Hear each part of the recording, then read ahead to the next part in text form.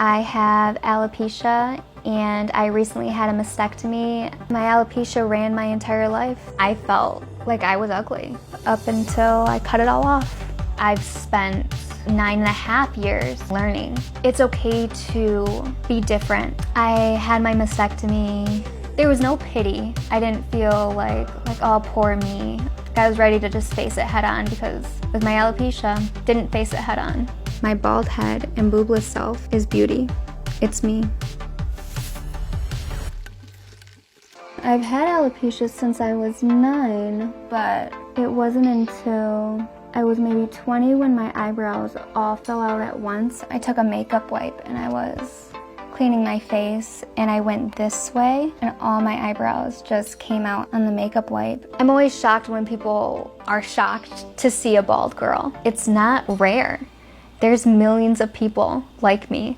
I was diagnosed with alopecia when I was 9. It started as one maybe quarter-sized bald spot on the back of my head. I wasn't really given a reason why it happened. They said it was stress-induced. I didn't realize that there was no cure.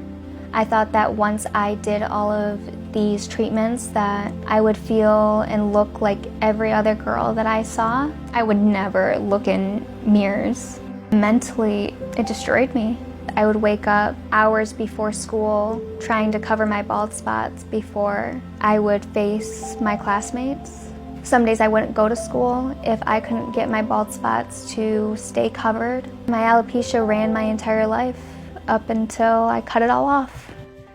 You ready? Come here. Do you want to go get breakfast? I couldn't keep hiding who I was. I was miserable. I wasn't living. I was 19. I had met my now husband. I put the little bit of hair that I had in a ponytail and I cut it off, and then he shaved my head. That was step 1 of me becoming who I am today. I've spent 9.5 years learning that it's okay to be different and it's okay to be scared to look different. What are you doing today? I'm gonna take my tripod and my camera, and in the corner of the backyard where the vines are, I'm gonna go take some pictures of myself. That'll look good. When did you find out about your risk of breast cancer? I found out that my percentage for breast cancer and ovarian cancer are high risk, like 80% of my lifetime. I will get one or both of them. I was still breastfeeding, and so I decided that once my son was done breastfeeding, I was going to have the preventative surgery because that was going to give me the best chance to be here to watch my son grow up. I had my mastectomy February 5th, 2021. How did you feel after? Like a sigh of relief. It felt so similar to when I first cut all my hair off. I'm never trying to hide that I don't have any boobs or that I have scars. They're actually pretty much my only scars that I have on my entire body, so I'm kind of proud of them. I've started to wear these little crop tops. You know, I'm not ashamed to show that I don't have any boobs. Maybe that's why I like wearing them, because I've never worn stuff like this before my mastectomy. I am a photographer professionally.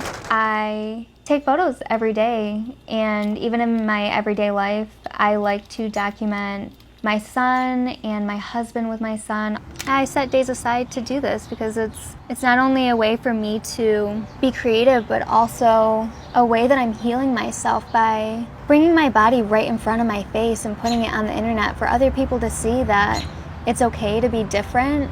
Every time I post one of these photos of myself, I think of 9-year-old Marissa and how much I needed to see a bald woman who was living a beautiful life.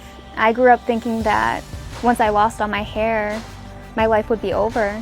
That's so far from reality. My aim is just so that no one feels alone. Why is it important to normalize different bodies? I feel like that question answers itself. It's 'cause everyone has different bodies. Like, there should be no questioning of what's right and what's wrong. There's no normal body, and I wish that that was a standard from the beginning. We have so much power And we gotta stop giving that to whoever is setting the beauty standards because they're wrong.